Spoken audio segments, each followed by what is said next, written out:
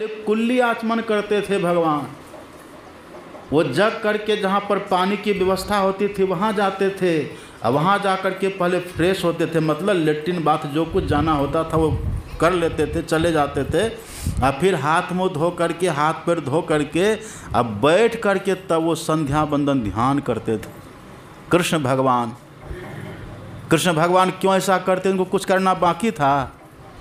भगवान कहते न मे प्रथास्ति कर्तव्यम त्रिषु लोकेषु किंचन।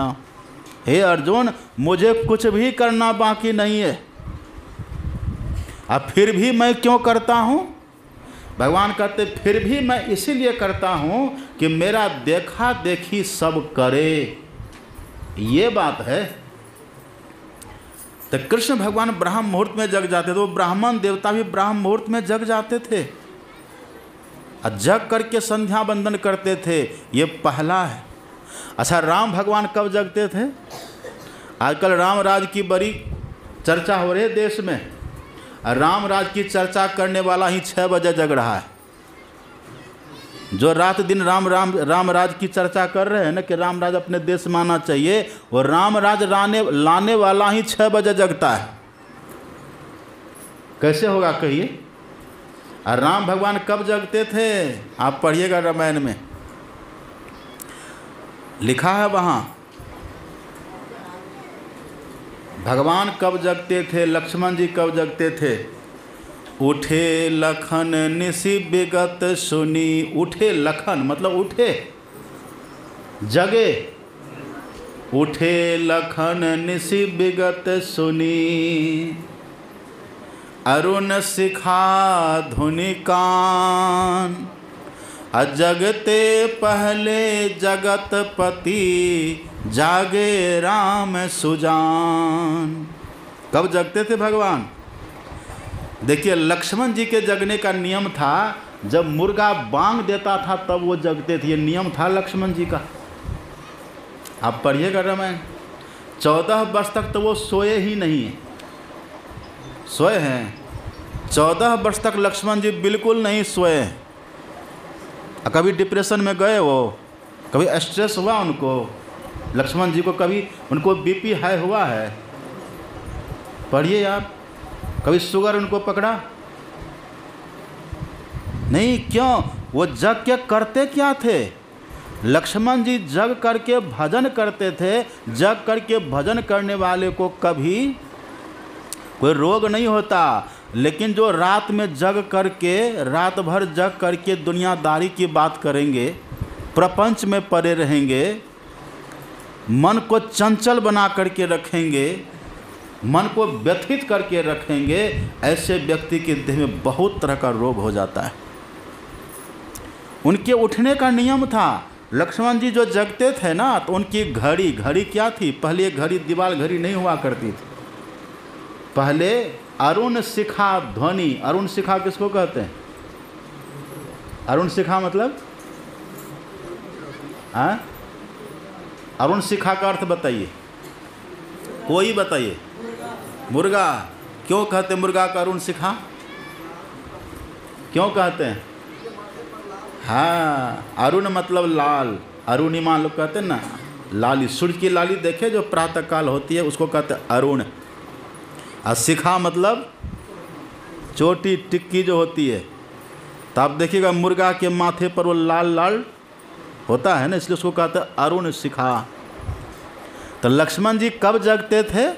लक्ष्मण जी जगते थे जब वो मुर्गा बांग देता था।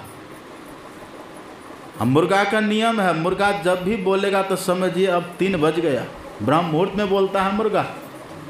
मुर्गा बोलता है ब्रह्म मुहूर्त में। रामायण में भी और भी कथा आती है। गौतम ऋषि की कथा आप जानते हैं ना। गौतम ऋषि नहाने कब गए थे? जब मुर्गा बांग दिया था, पर वो मुर्गा असली था, वो नकली मुर्गा चंद्रमा बन गया था। और जैसे बांग दिया, गौतम ऋषि जग करके चल दिए नहाने के लिए, और उधर से इंद्र आ करके अहिल्या का सतीत्व नष्ट कर दिया। ये कथा आती है ना। तो पहले के जो लोग हुआ करते थे, वो घड़ी उनके पास तब नहीं होती थी। घड़ी तो कल युग में हुई। इस युग का नाम है कल युग। कल का मतलब क्या होता है? कल पुर्जा। कल पुर्जा ये घड़ी कलयुग में, ये बाइक कलयुग में, ये सब कार मोटर कार ये सब कलयुग की चीज़ है, ये पहले नहीं हुआ करती थी। तो लक्ष्मण जी जो जगते थे उनके पास ये घड़ी नहीं होती थी, जैसे मुर्गा बांग देता था बस लक्ष्मण जी जग जाते थे। और जैसे जगते थे लक्ष्मण जी तुरंत जाते थे भगवान के पास, अपने भैया के पास जाते थे तुरंत।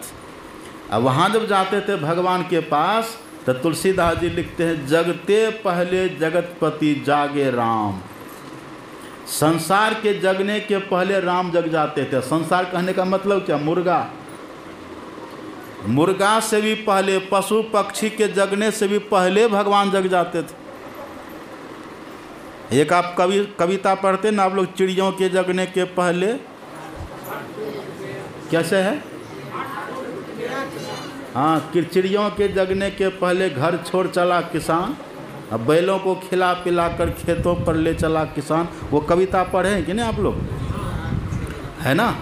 देखिए, तो चिड़ियों के जगने के पहले, यही संसार के जो ये हैं पशु पक्षी, इसके जगने के पहले भगवान जग जाते थे।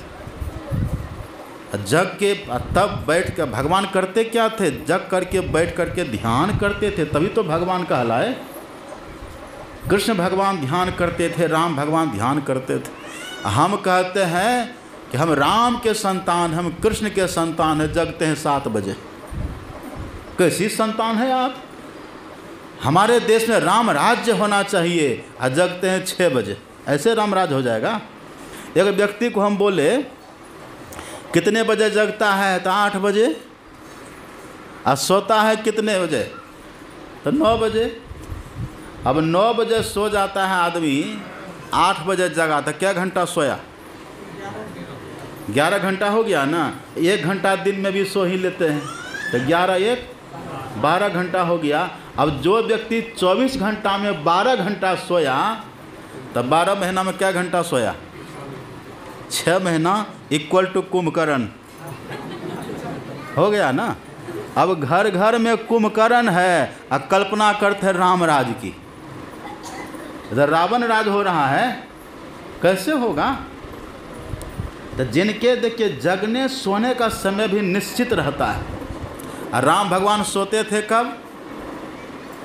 आप पढ़िएगा रामायण में, 2 पहर रात पहले राम भगवान जो थे ना, जैसे संध्या का समय होता था तो गुरु वशिष्ठ, गुरु विश्वामित्र बैठ करके कथा सुनाते थे, सत्संग करते थे और सब संध्या वंदन करते थे। अब पहले गुरु जी सोते थे, राम लक्ष्मण जाकर के उनका चरण दबाते थे, फिर राम सोते थे, लक्ष्मण उनकी सेवा करते थे और तब लक्ष्मण भी सो जाते थे। मतलब जल्दी सो जाते थे तब न सवेरे जगते थे। तो जिनके जगने सोने का समय निश्चित है। गीता में पढ़िएगा, कृष्ण भगवान ने लिख दिया है। भगवान कृष्ण कहते हैं, लिखते हैं गीता में कि जिनका जगने सोने खाने पीने का सब निश्चित है, युक्ताहार विहारस्य चेष्टस्य कर्मसु युक्त स्वप्नावबोधस्य योगो भवति दुःखः। जिनके सोने जागने का समय भी निश्चित है, ये नहीं कि रात के 11 बज गया लेकिन जगे हुए हैं, रात के 12 बज गया लेकिन जगे हुए हैं। 1 बजे जो सोएगा तो 3 बजे जगेगा 3 बजे। तो समय से आप सोइए तो समय से जगिएगा, समय से सोना भी चाहिए। भगवान श्री कृष्ण कहते समय से सोइए, समय से जगिए।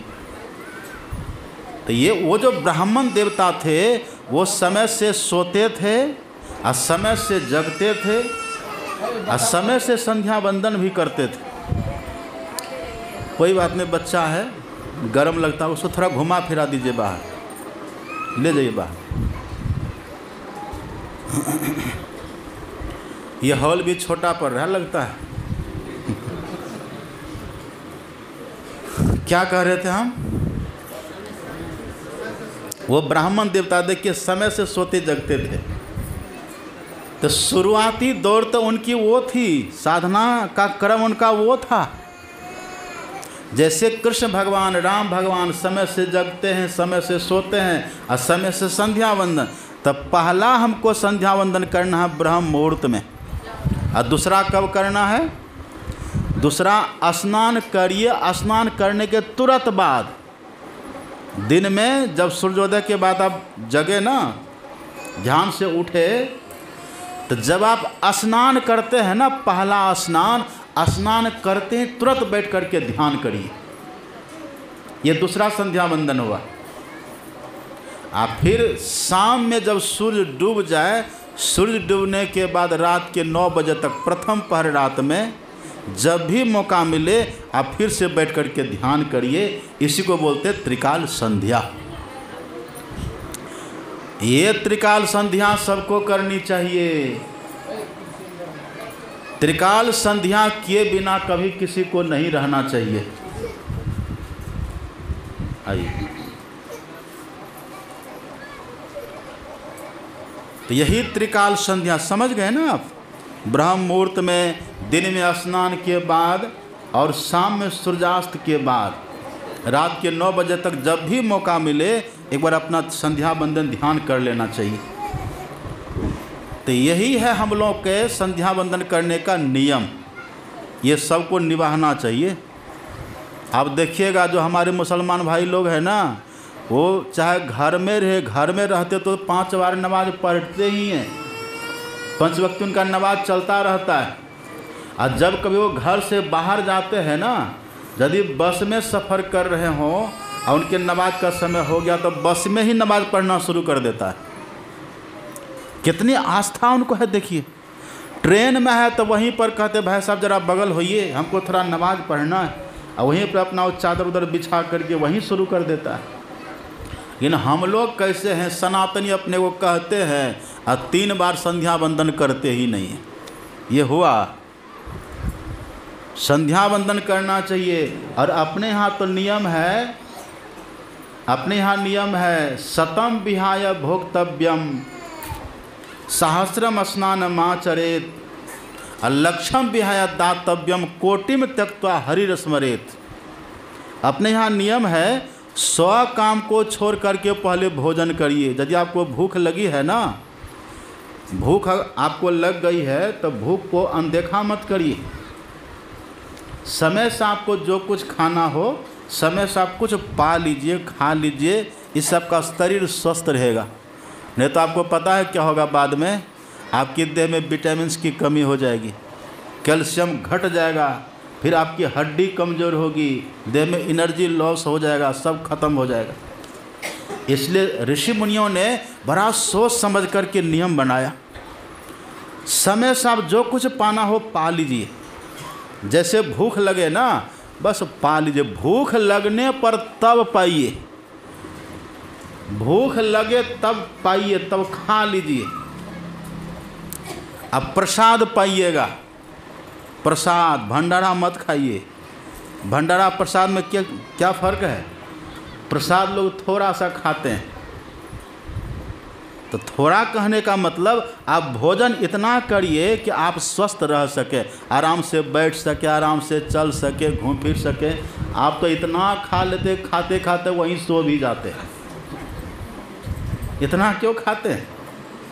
मात्रा से खाइए ना। हित भूख, मित भूख, रित भूख। मात्रा से खाइए और जो आपके स्वास्थ्य के लिए अनुकूल है ना, वो भोजन करिए। आपका स्वास्थ्य, आपका शरीर कैसा भोजन मांग रहा है, क्या खाने से आपका स्वास्थ्य अच्छा रहेगा। अब बुखार लगे और आप भात खा रहे हैं तो बुखार छूटेगा कभी? सर्दी खांसी हो गई है और आप लस्सी पी रहे हैं तो कभी सर्दी खांसी छूटेगी? जो आपके स्वास्थ्य के अनुकूल भोजन है ना, वो भोजन करिए, आप स्वस्थ रहेंगे। हम जहाँ तहाँ बहुत घूमते रहते हैं। देखते हैं हमारी माता जी आई हैं दुमका से, इनके यहाँ भी हम कई बार गए। इधर से बीमार होकर के इनके घर जाते हैं। इनके घर जब जाते हैं, माता जी एकदम अपने से खाना बना बना करके, अब वहाँ जाके फरमाइश करके बाबा के लिए ये बनाओ, बाबा का स्वास्थ्य खराब है, ये बनाओ, ऐसा बनाओ। खूब बढ़िया सात्विक बिना मिर्च मसाला के स्वादिष्ट भोजन बना करके खिलाती हैं हमको। इनके घर हम जाते, बीमार होकर के जाते हैं, और जब वहाँ से लौटते तो स्वस्थ होकर के उधर से वापस आते हैं। कई बार इनके घर गए। तो भोजन भी बड़ा मायने रखता है। जो न सो मत खा लीजिए, सात्विक भोजन करिए, अच्छा भोजन करिए, सात्विक भोजन करिए और बैठिए भजन पर, देखिए कितना मन लगेगा। भोजन का भी बड़ा असर पड़ता, जैसा खावे अन्न वैसा होवे मन। तो आप स्नान करके, स्नान करते ही पहले ध्यान पर बैठिए, फिर रात में बैठिए।